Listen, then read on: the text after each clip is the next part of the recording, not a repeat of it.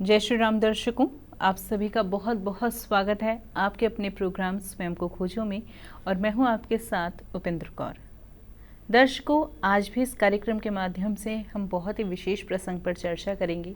क्या होगा वह विशेष प्रसंग, वो हम आपको ज़रूर बताएंगे, लेकिन उससे पहले मिलकर स्वागत करते हैं हम अपने बेहद ही खास मेहमान का। जी हाँ, हम बात कर रहे हैं मोटिवेशनल स्पीकर सौरभ जी की। तो आइए सबसे पहले मिलकर उनका स्वागत करें। जय श्री राम। बहुत बहुत स्वागत आपका सर। आपका भी बहुत बहुत स्वागत है। सभी श्रोताओं एवं दर्शकों का भी बहुत बहुत स्वागत है। सर, कार्यक्रम की पिछली श्रृंखला में हमने यहाँ तक जाना था कि अब जो रावण है वो अशोक वाटिका में पहुँच गए हैं, और ऐसे में माता सीता ने उनसे क्या कुछ कहा, यह आज हम आपसे जानना चाहेंगे इस कार्यक्रम के माध्यम से। बहुत सुंदर। जैसा कि पिछले एपिसोड में हमने कहा था कि माता सीता जब रावण पहुँचती तो काफ़ी भयभीत वगैरह होती हैं, तो एक तिनके का सहारा लेती हैं। तो ये बताया था तिनके का सहारा कई कारण से, एक तो ये माना गया है वो ज़मीन से है, तो एक तरह से भाई है। उधर दशरथ महाराज ने कभी उस समय जब उनकी एक तरह से भोजन की बात हुई थी तो उन्होंने बताया था, हम पहले बहुत विस्तृत चर्चा कर चुके हैं कि भाई कभी तुम तिनके का सहारा ज़रूर लेना जब किसी से बात करो। इधर जब वो उनसे कह रही होती है तो तिनके का एक अर्थ ये भी निकलता है क्योंकि रावण उनको अपने वैभव और उसके प्रभाव की बार बार बात करने की, बार बार उससे कहना चाहता है कि मैं ऐसा हूँ और ये कर सकता हूँ। तो वो इस बात को कहती है ये सब तिनके के समान है। तो वो कहती है तुझे बिल्कुल लाज नहीं आती, तू इस तरह से बात करता। तो वो उसका जो बार बार इस तरह से अपमान कर रही होती हैं और उसको ये एहसास करा रही होती हैं कि तू निर्लज्ज है, तुझे इस तरह से तुझे नहीं आती और तू इस तरह से कह रहा है। वो कहती हैं यदि मेरे अपने पिता जनक के यहाँ, महाराज दशरथ के यहाँ किसी भोगों की कोई कमी थी क्या, जो मैं इन भोगों, क्योंकि उनको मैं स्वतः ही छोड़ के अपने वनगमन को आई हूँ, मेरे यहाँ कोई कमी नहीं थी, तुम इस तरह भोगों की बात बार बार कर रहा है। फिर जब वो इस बात को कहती है 60 सूने हर आने मोई, अधम निर्लज्ज लाज नहीं तोई। वो कहती है भाई तू सोने में अकेले में मुझे हर के अपहरण करके लेके आया, अगर तुम इतना ही त्रिभुवनमयी था या इतना ही अपने को ये था तो मेरे स्वामी के सामने यदि तुम हरण करके लाते तो मैं तुम्हें ये मानती कि हाँ ये था। तुमने मुझे एक तरह से यहाँ रख रखा है, उसकी तरह से जैसे सर्प के चारों तरफ घेरे रहते हैं इस तरह से घेर रखा है। तुम्हें ये नहीं पता मेरे स्वामी एक तरह से गरुण की तरह से आएंगे और तुझे मार के मुझे यहाँ से ले जाएंगे। तुझे ये बिल्कुल ये नहीं है, इस तरह से तुम्हें ये लग रहा हो। और जब मेरे स्वामी आएंगे तो वो सींग की जो खुशबू भले ही तेरे को स्वान की तरह से हो, लेकिन तुझे भागने का भी मौका नहीं मिलेगा, तुझे भले ही खुशबू आ जाएगी। तो वो इस तरह तो उत्तरोत्तर उनका स्वर बढ़ता जाता है, जिसकी वजह से रावण भी वो कहता अरे मैं जितना तुझे समझाने की कोशिश कर रहा हूँ तुम उतनी उद्धत होते जा रहे हो, लगातार इसको तुम्हें है। तो वो इस बात को ये कहता है कि तुम्हें उस तापसी से तो बड़ा प्रेम है और मैं अपने कह रहा हूँ उसकी तरफ कुछ में है, मेरे के बराबर अपमान किए जा रहे हो। तो वहाँ पर भी इस बात को माता सीता से रावण कहता है मैं 2 मास का समय दे रहा हूँ, यदि तुमने 2 मास में नहीं बात मानी तो जो रसोइया हैं वो मेरे उसमें एक तरह से नाश्ते के लिए प्रश्न कहते हैं परोस के तुम्हें दे देंगे। तो यहाँ भी वो माता फिर भी उनसे बिल्कुल एक तरह से अपनी बात को रखने में कहीं भयभीत तो हैं, लेकिन बात को उसी दृढ़ता और उतनी तेज़ी के साथ उनसे कहती है कि रावण जो तेरी जितनी भी रानियाँ हैं कोई तेरी हितैषी नहीं है, कहीं तेरे उसमें नहीं है, जो सब तेरे को कोई समझाने की बात नहीं है। क्योंकि वो इस तरह से ये कहती हैं तो जिससे जो गंधर्व की, नाग की और देवताओं की जो एक तरह से कन्या उसने अपहरण कर ली होती है तो उनके भी नेत्रों में सजल हो जाते हैं। और यहाँ जो एक तरह से जो दानव और दैत्यों की जो कन्या है मंदोदरी आदि, वो भी वहाँ पर सशंकित हो जाती हैं, क्योंकि उन्हें ये लगता है कहीं ऐसा ना हो सीता कहीं कोई श्राप देने की स्थिति में आ जाए, क्योंकि वो बराबर एक तरह से उत्तेजित होकर इस तरह से वो कहती जाती हैं। और उसमें जब मंदोदरी वहाँ ये देख रही होती है कि भाई ये सीता है और इसको कहीं भी किसी तरह से जल की भी आवश्यकता नहीं पड़े, ये ऐसी भयंकर ही है कि अगर इसे श्राप देना है तो दे सकती हैं। तब वहाँ तब सीता वहाँ लेकिन ये कहती हैं, मैं तुझे श्राप तो दे सकती हूँ किंतु दूंगी नहीं, क्योंकि तू मेरे स्वामी का आखेट है। और यहाँ पर एक चीज़ और महत्वपूर्ण है कि ये स्पष्ट करना जरूरी है, प्रातः स्मरणीय श्री श्री सुदर्शन चक्र जी द्वारा रचित श्री रामचरित का जो उत्तरखंड है उसमें जो वैदेही दर्शन में है वो स्पष्ट ये भी लिखा हुआ है कि माता सीता उनसे कहती है, अरे तू श्रृगाल तू ऐसा समझता कि तूने अपहरण कर लिया, ये तो मेरे स्वामी की ही इच्छा थी और इसीलिए तू उन्हीं का आखेट है जो तू अपहरण कर लाया, क्योंकि वो तुझे मारना चाहते थे। तो यहाँ पर ये बात बहुत स्पष्ट उन्होंने लिखी है कि ये जानबूझ के ऐसा क्या, नहीं तेरी क्या हिम्मत थी, तू वहाँ से अपहरण करके ला सकता था क्या। तो यहाँ पर माता सीता बहुत स्पष्ट उससे इस बात को कहती हैं कि भाई तू कहीं अपहरण नहीं कर सकता था, वो तो उन्होंने जानबूझ के ऐसा किया, बिल्कुल तेरा वध करने के लिए। क्योंकि जैसे जैसे उसे रावण से वो इस तरह से कहती हैं तो उसे अपना बहुत अपमान लगता है, क्योंकि रावण को कोई इस तरह से बोले और वो भी उसकी सब रानियों के साथ बोले तो निश्चित रूप से उसे ये लगता ही है, क्योंकि वो इस बात को भी बराबर कहती हैं कि भाई तुमने राक्षसियों को ही देखा है, अभी सती को नहीं देखा। क्योंकि उसे मालूम है सती की कितनी शक्ति होती है, कितना तपोबल उनका होता है, जिसकी वजह से उसे ये है कि राक्षसियाँ तो एक तरह से तुम्हारे इस वैभव के प्रभाव में आ सकती हैं, पर सती पर इन चीज़ों का कोई प्रभाव नहीं पड़ता है। तो जब वो इस तरह से उनका वो अपमान कर रही होती तो रावण को भी क्रोध आ जाता और वो अपनी चंद्रहास एक तरह से तलवार खींच के ये कहता है, मैं तुम्हारा अभी वध कर देता हूँ। फिर भी माता सीता का स्वर वो नहीं होता और वो इस बात को कहती हैं, अब तो मेरे गले में या तो श्याम कमल, यानी कि वो प्रभु की एक तरह से उनकी भुजाओं के लिए कहती वो पड़ेंगी या चंद्रहास पड़ेगी, क्योंकि वो उसको श्याम कमल की चर्चा इसलिए भी करती हैं कि ऐसा कहीं आता है कि किसी ऋषि ने उनको ये श्राप दिया था। कहीं ऋषि किसी तालाब में एक तरह से वहाँ तपस्या कर रहे थे, तो क्या होता है कि ये रावण सारे उनको कमल को वहाँ गायब कर देता है। तो वो उससे कहते हैं जिस समय तू श्याम कमल देखेगा तो तेरी मृत्यु हो जाएगी।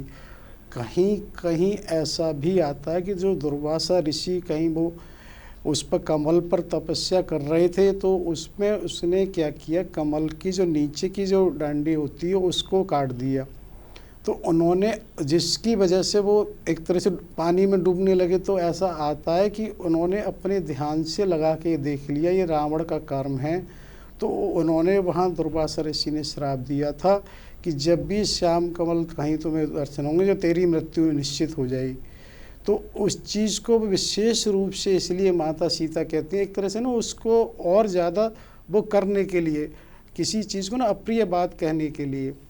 तो यहाँ ये बात ये इसलिए बताई गई है कि वो उससे ऐसा होने के बावजूद भयभीत नहीं है। तब वहाँ पर माता के जब इस तरह के वचन हो रहे होते हैं तो जो मंदोदरी हैं वो तुरंत क्या करती है कि रावण के सीधे पैर पर दोनों हाथ करके वो एक तरह से उसकी विनती करती हैं कि आप मेरी तरफ देखो और इसकी तरफ मत ध्यान दो और ये कहीं भी श्राप दे सकती है। तो होता क्या है कि वो निश्चित रूप से मंदोदरी सबसे बड़ी पटरानी उनकी हैं, तो उसकी वजह से वो उनका सम्मान करते हैं और उसे उठाते हैं और वो करते हैं। लेकिन वो क्या करते हैं उसके बाद जो राक्षसियाँ हैं उनको आवाज़ देते हैं। उसमें राक्षसियाँ बड़ी अनेक प्रकार की हैं, एक अच्छा है, एक कणा है, कोई अकड़ा है, मतलब जिसकी किसी का एक कान है, किसी का कान ही नहीं है, किसी की नासिका नहीं है, मतलब इस तरह से वो भयंकर भयंकर राक्षसियाँ हैं। और वो उनको आवाज़ दे के बुलाते हैं, ये कहते हैं कि तुम किसी भी तरह से ऐसा कुछ करो कि जिससे सीता मेरे बस में हो जाए, जो यदि ऐसा करेगा तो मैं उसको एक तरह से पुरस्कार भी करूँगा। तो यहाँ पर यह चीज़ मैंने ज़रूर देखा कि क्या होता है कि देखिए मंदोदरी वो हैं, वो जानती हैं इनके निर्णय को नहीं बदला जा सकता, लेकिन एक रानी होने के साथ साथ वो इस धर्म को देती है कि इस तरह के इस समय के जो वातावरण है उसको कैसे टाला जाए। तो ये एक पारिवारिक महिला की बड़ी भूमिका इस तरह की रहती है। और इसीलिए एक वहाँ पर और उसकी बात आती है, एक प्रगल्भा धान्य मालिनी करके एक राक्षसी का आता है कि वो क्या करती है कि रावण के ही उसमें एक तरह से अपनी भुजाओं को डाल देती है और वो कहती है क्या रखा है इस सीता में और उसमें, तुम छोड़ो मेरे साथ विहार करो। तो वहाँ पर वो इस तरह से रावण एक तरह से मुस्कुरा के जाता है और वो वहाँ पर भवन गए उदस्कंदर या निशाचर वृंद। तो क्या होता है कि जैसे रावण उधर होता है और राक्षसियाँ उनको माता सीता को डराना शुरू कर देती हैं। वो ये कहती हैं कि जो हमारे ब्रह्मा जी के मानस पुत्र हैं पौलस्त, उनके जो एक तरह से वो हैं पौत्र रावण, अगर तुम्हें वो प्रस्तावित कर रहे हैं और तुम्हें उसमें क्या आपत्ति, तुम्हें स्वीकार क्यों नहीं कर सकती हो। वो कहते हैं हाय रे मैं ऐसा कैसे कर सकती हूँ, तुम ऐसा कैसे करे, तुम मुझे मार दो कर दो, लेकिन ऐसा बिल्कुल कुछ मैं नहीं सुन सकती, नहीं कुछ सोच सकती हूँ।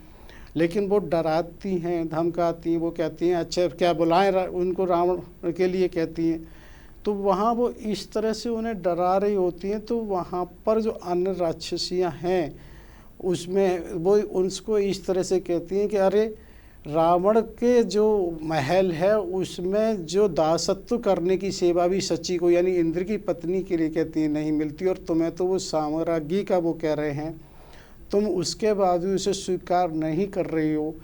वो ये कहती है माता सीता हाय हाय रे मैं इस तरह से ऐसे भी सुन के कैसे जीवित हूँ, मैं अब तक मर क्यों नहीं गई, मेरा हृदय फट क्यों नहीं गया। वो बहुत सारी व्याकुलता इस तरह से करती हैं कि उन्हें लगता है कि मेरा जीवन निश्चित रूप से कहीं ना कहीं मुझसे कोई ऐसा अपराध हुआ है जो भगवान के होते हुए मेरा इस तरह से मुझे ये सब चीज़ें सहनी पड़ रही हैं। कहीं ना कहीं उसके मन में ऐसी बातें सुन के बहुत वो कहती है मेरा इससे तो अच्छा बध ही कर दो, आप मुझे मार डालो, पर इस तरह की बातें ना करो। तो वो इसी तरह से कह रही होती हैं कि किसी भी तरह से उन्हें पता नहीं लगा, नहीं ऐसा नहीं हो सकता, वो यदि चाहें तो वहीं से कुछ भी करते हैं, लेकिन उन्हें कोई ऐसा नहीं है जो इस तरह की सूचना दे सके। वो बराबर इस तरह से ही विलाप कर रही होती हैं और इधर राक्षसियाँ ये देखती हैं जब वो खड़ी हो गई और उन्हें क्या लगता है कि अशोक का जो पेड़ है कहीं उससे ये अपने को वो ना करें। तो इस तरह से वो राक्षसियाँ भयभीत भी हैं और किसी तरह से ये मर गए तो भी हमें दस्तगिरी नहीं छोड़ेंगे, और इस तरह से वो उससे डरती भी हैं। तो यहाँ पर ये चीज़ें होती हैं। जो त्रिजटा नाम की राक्षसी थी तो वो वहाँ पर उसी समय एक तरह से उठती और वो आके कहती है सबसे सपने वानर लंका जारी जात उधान सेना सब मारी। तो वो ये कहती है कि मैंने स्वप्न देखा है जिसमें मैंने ये देखा है कि एक बानर आया है, उस बानर ने सारी लंका को जला दिया है, और इस तरह से इधर विभीषण की वो दुहाई हो रही है और रावण तो एक तरह से नग्न उसमें गधा पर सवार होकर पूरे नगर भ्रमण कर रहे हैं। जो उसकी रानियां पत्नियां हैं वो एक तरह से सिर मुड़े वो उसमें देखी हैं और वो इस तरह से उनको बड़े विस्तृत में बताती है। तो यह चीज़ बहुत महत्वपूर्ण एक ये हो जाता है कि जो स्वप्न वाली बात है, क्योंकि क्या था जो स्वप्न की बात थी हमने एपिसोड नंबर 50-51 में भी जब चर्चा करी थी, जब वो भरत जी अपने ननहाल में होते हैं और महाराज दशरथ जी की मृत्यु का समाचार उन्हें मिल रहा होता है, तो वो वहाँ पर स्वप्न उन्होंने देखा। तो स्वप्न की जब हमने उस समय भी बात की थी कि अब्राहम लिंकन जो उस समय अमेरिका के राष्ट्रपति थे, उनकी भी हत्या हुई थी 14 अप्रैल 1865 में, और जिसके बारे हमने चर्चा की उन्होंने भी स्वप्न देखा था। लेकिन क्या कि एक स्वप्न में यहाँ अंतर ये आ जाता है कि वहाँ स्वप्न में जो उन्होंने देखा वो देखा कि जो एक तरह से घटना घट चुकी है। वहाँ पर ये देखने की बात है कि दशरथ जी का भी मरण हो गया, वो उन्होंने देखा था, क्योंकि वही स्वप्न जब माता जानकी चित्रकूट में भगवान राम जी से उस दिन कहती हैं जब भरत जी आ रहे होते हैं उन्होंने भी स्वप्न देखा। लेकिन यहाँ जो स्वप्न है उसमें एक अंतर ये है कि ये चीज़ भविष्य में होनी है। तो ये स्वप्न अगर भविष्य में होने वाली चीज़ का कैसे हो सकता है, तो यहाँ चीज़ महत्वपूर्ण ये है कि जो त्रिजटा है वो पहले से ही भगवान राम की एक तरह से भक्त है, जिसकी वजह से क्या होता है स्वप्न उसी को आता है जिसके मन में कहीं चिंतन मनन चल रहा होता है। इसको हम ऐसे भी समझ सकते हैं, क्योंकि अगर ये देखें कि आज भी बहुत सारे वैज्ञानिक ऐसे हुए हैं और अर्थ भी हैं और आगे भी होंगे जिनका चिंतन मनन उसमें चलता रहता, तो कहीं ना कहीं कोई अदृश्य शक्ति उनको स्वप्न में ऐसा आभास कराती है कि वो उससे सीख लेना चाहिए और एक किसी अपने निचोड़ निर्णय पर भी पहुंच जाते हैं। तो इसी तरह से एक ये पूरी तरह से पूरी डिजिटलाइज एक व्यवस्था है जिसकी वजह से माँ त्रिजटा को भी स्वप्न आता है और वो स्वप्न में देखती है और इस तरह से सब राक्षसियों को बताती है। तो अन्य जो राक्षसियाँ वो उनके पास आती हैं और उनसे पूछती हैं फिर कैसे क्या हुआ है। तो उन्होंने सब बताया कि इस तरह से हुआ है कि रावण है, उन्होंने ये देखा है कि वो तेल के उसमें है, उसने लाल कपड़े पहने हुए हैं, उसको है। तो वो सारी राक्षसियाँ डर जाती हैं और वो उनसे कहती है अब तुम्हारे पास एक ही विकल्प है कि तुम माता सीता की शरण में चले जाओ और इनकी शरण में जाके ही तुम्हारा उद्धार हो सकता है, अन्यथा कुछ नहीं होगा। तो यहाँ पर क्या होता है वो तुरंत सब राक्षसियाँ डर जाती हैं और डर जाती हैं। तो फिर वो ये उसमें समझ जाती हैं कि अब हमारे पास एक ही विकल्प है, माता सीता की शरण में जाना। इधर हनुमान जी को भी ऐसा लगता है कि कहीं मुझे कहीं देख लिया है क्या, क्योंकि अब देखो चीज़ें ये समझने की हैं कि कहाँ पर क्या घटित हो रहा है। अभी किसी तरह की ऐसी कोई संभावना नहीं है लंका को जलाने की, लेकिन एक यहाँ पर एक संकेत मिला क्योंकि वो त्रिजटा के द्वारा ये हुआ कि ऐसा हुआ। तो वो कहीं हनुमान जी हैं इतने बुद्धिमान कि वो उस चीज़ को बस सुना, अब ये आगे उसकी प्रणति होगी। तो यहाँ पर क्या होता है कि जो राक्षसियाँ हैं वो उनके उसमें जाती हैं देवी और वो कहती हैं माता सीता से कि हम तो राक्षस राज की दासियां हैं, हम उनके आदेश को पालन करने के लिए मजबूर हैं, हमें क्षमा करें। और क्या होता है कि जितनी सारी राक्षसियां हैं वो सब एक साथ वहाँ से जाती हैं। तो देखिए क्या होता है कि जैसे जैसे हम चीज़ों को आगे अब देखते हैं जो घटित हो रहा होता है तो वहाँ कैसे स्वयं घटित हो रहा है। हाँ जी, क्योंकि जो इतनी राक्षसियाँ सब एक साथ जा रही हैं, अन्यथा ऐसा नहीं होता कि वहाँ कोई ना कोई राक्षसी तो रहनी चाहिए। बिल्कुल। लेकिन क्योंकि आगे चीज़ें बढ़ेंगी कैसे अगर वहाँ पे कोई भी होगा। तो जहते गई सकल तब सीता कर मन सोच, मास दिवस बीते मोए मारे निश्चर पूछ।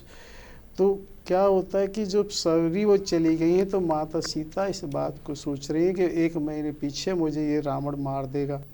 तो वहाँ पर अभी त्रिजटा है, तो त्रिजटा से एक बात को कहती हैं कि मुझे कहीं से जहर ला के दे दो तो जिससे कि मैं वो करूँ। तो वो माता से ये कहती है त्रिजटा कि विष तो हम लोगों के हृदय में और वाणी में बसता, लंका में तो कहीं मिलता ही नहीं है।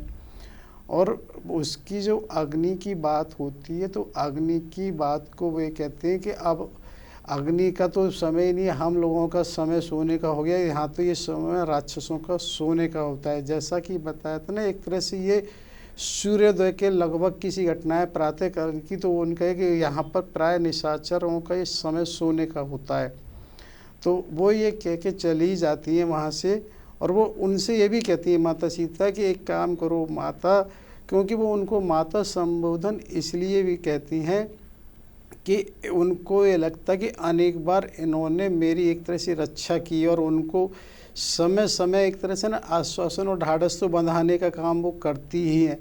तो वहाँ ये कहती हैं कि भाई मेरे लिए आप कैसे करो, काष्ठ की चिता बना के और उसमें पावक देव लगाए, तो उसमें अग्नि लगा के वो जो कर दो, तो वो मेरी को कहीं ना कहीं इस तरह से मदद करो। तब वो इस बात को त्रिजटा कहती है कि भाई यहाँ अग्नि को कहीं मिलेगी नहीं, सबका सोने का समय हो रहा है।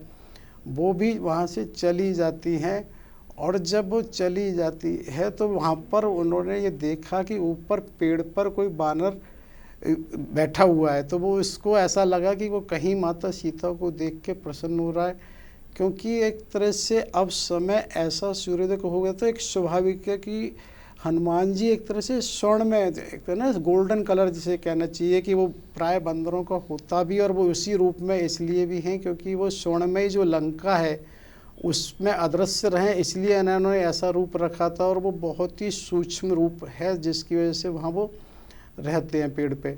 तो वो त्रिजटा उनको देख के वो चली जाती है और इधर माता सीता अकेली होती हैं।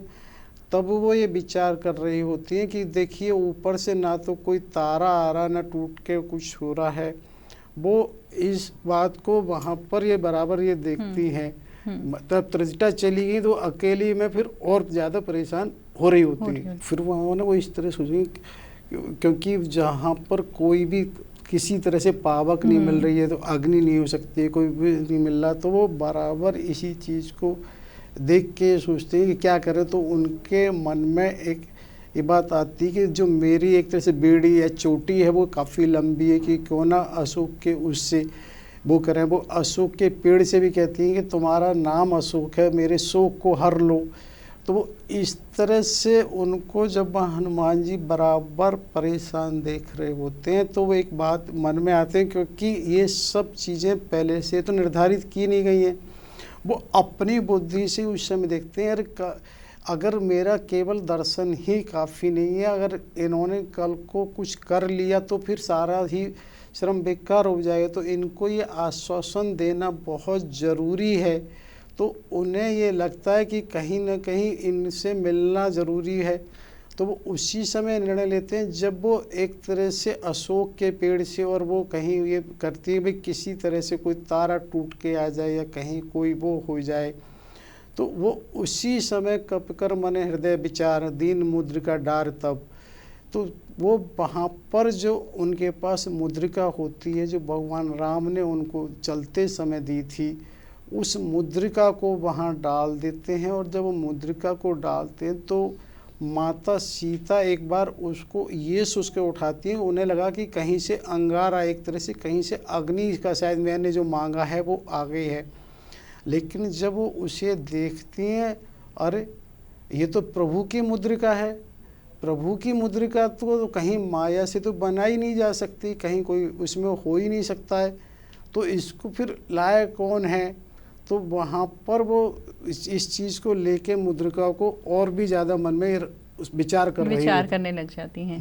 हनुमान जी उसी समय ये विचार कर रहे होते हैं कि अब मैं इनसे कैसे करूं, क्योंकि वो ये कहते हैं यदि मैं संस्कृत भाषा में बोलूँगा तो हो सकता है इन्हें लगे कि रावण का कोई दूत हो, बानर की भाषा ये समझेंगे नहीं, तो प्राकृत भाषा में ही वो वहाँ से ऊपर से ही थोड़ा और पेड़ पे नीचे आ जाते हैं और वो पूरी कथा आदित्य सब कथा सुनाई, तो वो उस पूरी कथा को सुनाते हैं इस तरह से कि किस तरह अवध में महाराज दशरथ हुए, उन्होंने पत्नी के कहने से राम को वनवास दिया और भगवान से उनके प्रेम के बस जो उनके अनुज और उनकी भार्या थी उनके साथ वन में आई।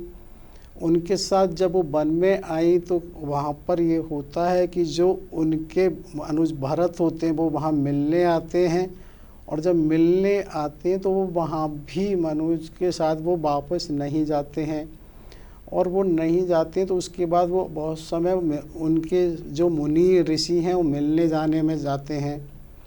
और उसके बाद वो पंचवटी आते हैं, पंचवटी आके वहाँ पर शूर्पणखा आती है, शूर्पणखा आने के बाद वो एक तरह से उसके लक्ष्मण जी नाक कान काटते हैं, जिसकी वजह से खरदूषण और त्रिसरा जो अन्य राक्षस 14,000 राक्षसों के साथ वो करते हैं, जिनका प्रभु सभी का वध कर देते हैं। जिसके बाद जो शूर्पणखा है लंका में रावण को एक तरह से उकसा कर या उनको वो करके और ये वो करती को मारीच के पास जाते हैं। रावण मारीच के जाने के बाद वो वहाँ पर पंचवटी मृग के रूप में पहुँचते हैं, स्वर्ण मृग में, जिसके वजह से माता सीता प्रभु राम को वहाँ भेजती हैं उसके लिए।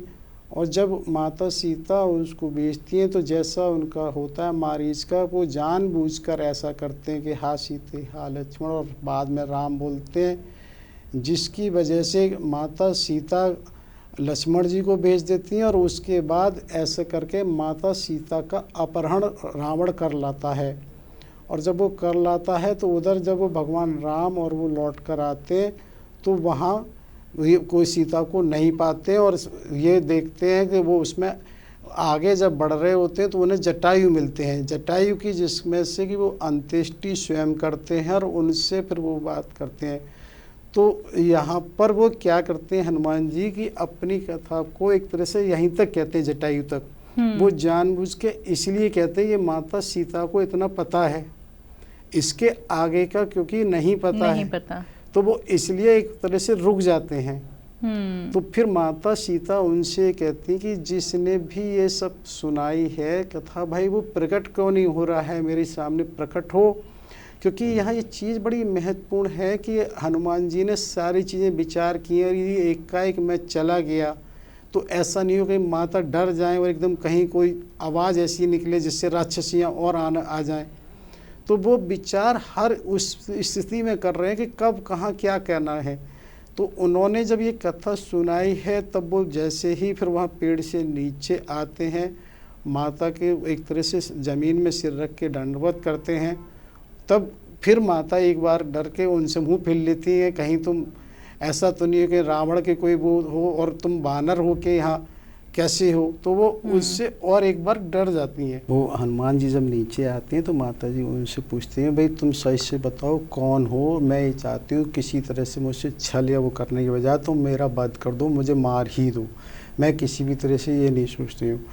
नहीं तो पर वहाँ पर हनुमान जी कहते हैं, राम दूत में मात जान की, सत्य शपथ करुणा निधान की। तो क्या होता है, वो करुणा निधान की विशेष रूप से इसलिए कहते हैं कि ऐसा माना जाता है करुणा निधान एक तरह से माता सीता प्रभु राम को संबोधन करती थी। एक तरह से उनका एक व्यक्तिगत एक संबोधन था जिसके बारे में ये माना जाता है कि सबको नहीं पता था। हाँ जी। जिसकी वजह से वो उसकी जब सत्य शपथ करुणा निधान की कहते हैं तो उन्हें पूरी तरह से विश्वास हो जाता है माता को। फिर वो पूछती है, अच्छा ये बताओ तो लेकिन ये बानर और उसका नर का संग हुआ कैसे, क्योंकि ये चीज़ उन्होंने वहाँ तक तो सुना दी थी कथा। तो उन्होंने फिर वहीं से उसको शुरू किया कि जब जटायु के बाद जब उन्होंने कहा कि कवन का वध किया प्रभु ने, कवन के वध के बाद वो माता सबरी के पास गए हैं। माता सबरी ने सुग्रीव से मिलने के लिए कहा था। और यहाँ ये महत्वपूर्ण है कि उन्होंने जो चर्चा की है इस तरह से की है जो माता को संबंधित है। जैसे नारद वाली बात बिल्कुल नहीं कही, क्योंकि उन्हें लगा कि नहीं, केवल क्रम इस तरह से बनाना है, भाई सुग्रीव से क्यों मिले, फिर वो बात आई तो एक क्रमबद्धता उन्होंने इस तरह से उसको रखने की कोशिश की है। बिल्कुल।